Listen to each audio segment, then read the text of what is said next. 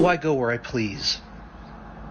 I will continue to go into women's restrooms, women's locker rooms, women's spaces, because I am a woman, whether you like it or not, and there's nothing you can do about it. So we just got hate crimes, and I'm really excited about it. So the way that we travel is that Alice will like hang on to the back of my chair while we move, so we're like a little train, and someone fully like saw us going past and yelled out from his car, "Cripple!" And we were like, yeah, like it's never happened like that before. Like I get called a fat piece of shit all the time. Alice has like all this transphobic rhetoric towards her, but like it's never been just so blatant, and like we're both just really chuffed that it's finally happened. I got misgendered at work on Wednesday by someone that has been corrected before, and it just hit me hard. I was 3 hours into my long shift. I don't even remember how long it was, maybe 8 hours, my 8-hour shift. And I immediately was like, no, I need to leave. So I left. I went home. And since then, I have been spiraling, which is not a fun thing to be dealing with when you are a broke person living in New York City and need to pay rent.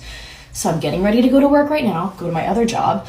I called out last night, and I'm having to talk myself into showing up today. I don't know if you saw this Blair White nonsense where she's like, I'm old enough to remember when first names of teachers was a mystery, and now they want to share their sexuality and what their gender is. And I'm like, oh, sweetie, sit down and get schooled. You were born in 1998. I was born in 93, Miss Thing.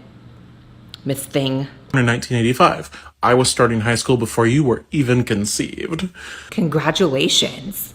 We all know the older you are, the smarter you are, right? Totally. That's like a thing.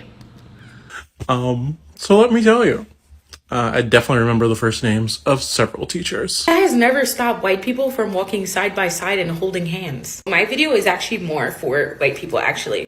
This is a serious question, and I would like a serious answer in my comment section or a stitch. Are y'all aware that y'all often take up space with disregard for the people of color around you? Hi, I'm Davey, and this is Maxine, and we have been driving with Lyft for over 6 years. Maxine and I are getting ready to go out driving tonight, but we're going to try something new for the first time in those 6 years. We're going to turn on the Women Plus Connect feature. Women Plus Connect is a feature that matches women and non-binary drivers with more women and non-binary riders. Women Plus Connect gives women and non-binary drivers the option to turn on a preference that will prioritize matches with other nearby women and non-binary riders. Women Plus Connect first launched in September of last year in select early access cities, but now they're expanding it nationwide. I'm so excited. This feature offers more control over the driving experience for women and non-binary people, allowing them to feel more confident in the car. All right, time to get driving. A reminder that unless someone tells you their gender, you literally have no way of telling. And yes, that includes your own children. I don't care how young they are. I'm so glad someone's finally asking this question. My problem is that I'm too hot, too successful in my career. I make too much money. I have too many amazing friends and family, too many cute clothes. Do you know how hard it is to choose an outfit each day? I'm a doctor, and apparently the state of Texas needs to reconsider what it considers child abuse. Because you know what's abusive? Ignoring the needs of your child when your child is telling you what they need. And engaging in behavior as a parent that could lead them to unalive themselves. Over 80% of trans youth have admitted to having thoughts about unaliving themselves, and over 50% have actually attempted it.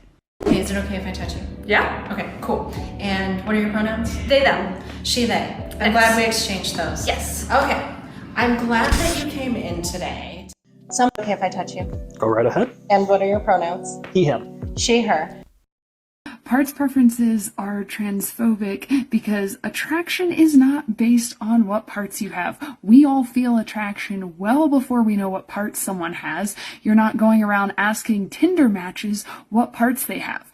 Also, I find parts preferences are transphobic because most people assume that a certain type of SMEX has to be happening with certain parts of life. Phobia survives through intergenerational trauma.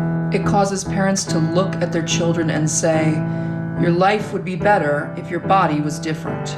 We try to reach through generations to save each other from the pain of exclusion, of bigotry, of discrimination. And in turn, we become the gatekeepers. pronouns of the day are TV static. Okay, now I know you must be like, what in the world is this person talking about? What? TV static pronouns? Well, yes, these are actually neo-pronouns. So here's how you would use TV, TVs, and here's how you would use static, statics. It's just like if someone were to use he, they, or she, they, you use both she, her pronouns and they, them pronouns. So it's just the same kind of thing, just with two neo-pronouns. Why would someone want to use this? Sometimes neo-pronouns can represent how a person is feeling, maybe within gender, because gender doesn't feel good to everybody out in this world. So maybe their gender feels like static. Maybe it's because someone's feeling stuck, maybe because they can't feel like they can open up to people and come out to people. And you